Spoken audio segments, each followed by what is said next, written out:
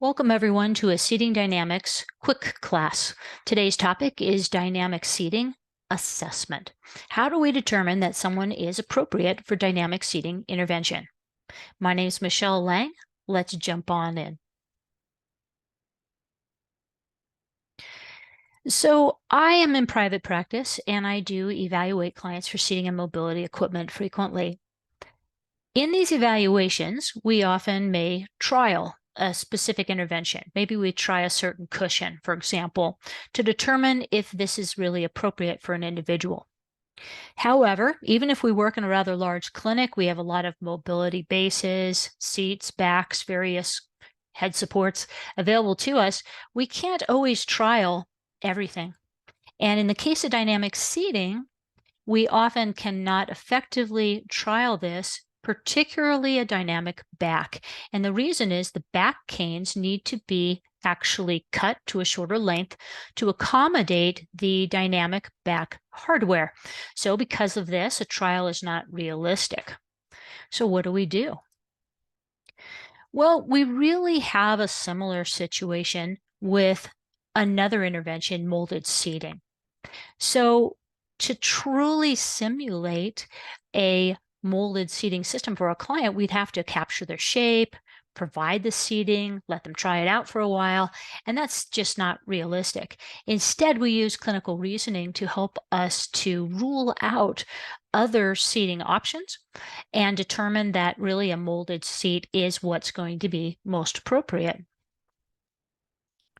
So how do we use this clinical reasoning to determine if a dynamic seating component is appropriate? Well, we simulate. So for example, when you're doing your mat assessment and you're sitting behind a client on the edge of the mat table, and let's say that client begins to extend. Well, we let them, right? So we let them move backwards a little bit into us, maybe 10 degrees. And as their forces diffuse, as their extension reduces, we slowly return the person to an upright seated posture. So if you're working with a client where their tone is somewhat diffused when you allow them to move rearward, and then you can readily return them to upright as that tone reduces, then most likely a dynamic back is going to be indicated. A second scenario is if you're working with a client who's really seeking out that rocking movement.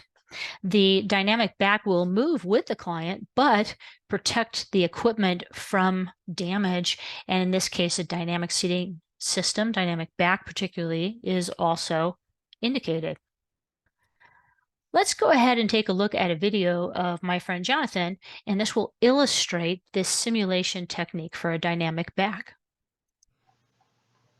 This is Jonathan, and this young man has a significant amount of muscle tone.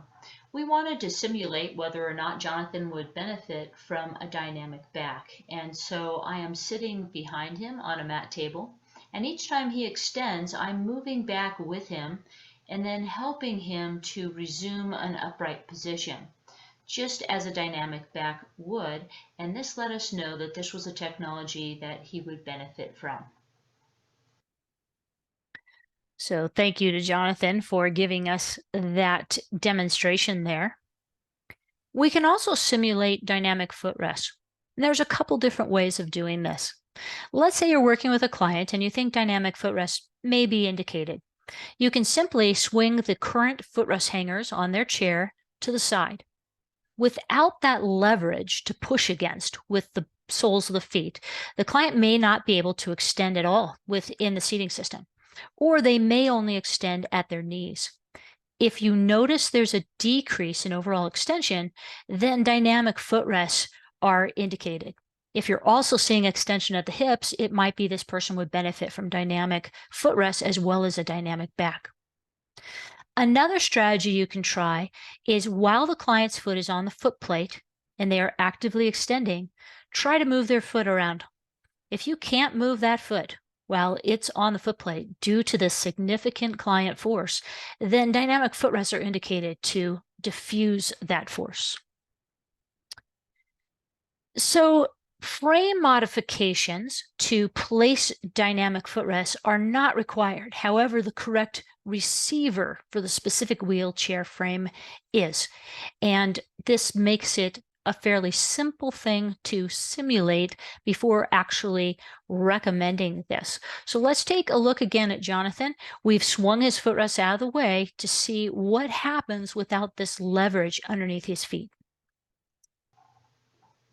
This is Jonathan, a young adult with cerebral palsy. He has very significant extensor tone throughout his body. We wanted to simulate whether dynamic footrests would work well for Jonathan, but putting these dynamic footrests on his chair would require modifications to the chair that made simulation impractical. Instead, I have swung away the footrest in order to see how his legs move when they're not strapped to the foot plates or pressed against them. You can see there's quite a bit of extension at his knees. A dynamic footrest would move with his legs, diffusing force that otherwise would provide him leverage against the footplate surface and encouraging those feet to then come back. We believe that Jonathan was a great candidate for dynamic footrests. And then finally, dynamic head support hardware. So there are a couple ways of simulating if this hardware would be helpful to a client. One thing you could do is move the head support pad that's posterior to the head about 2 inches back and place a 2-inch thick piece of foam, that nice, cheap, springy foam, between the head support and the client's head. As the client extends, note if this piece of foam is significantly compressed. If it is, then that dynamic head support hardware is most likely indicated to diffuse those forces that are compressing the foam, and that would typically put quite a bit of stress on the hardware, on the client's cervical area, and on the head. Another strategy is to place your hand between the head support pad and the client's head, back of their head. During extension, if you feel significant force, then the dynamic head support hardware again is indicated. But be careful, this can hurt. Some of our clients are very, very strong. And then there's one more strategy you can try. Let's go ahead and take a look at that. To determine if a client is appropriate for dynamic head support hardware, remove the current head support.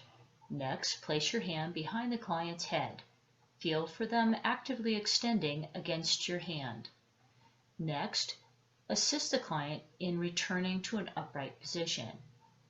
If the client repeatedly extends against your hand with force, this intervention is most likely appropriate for them.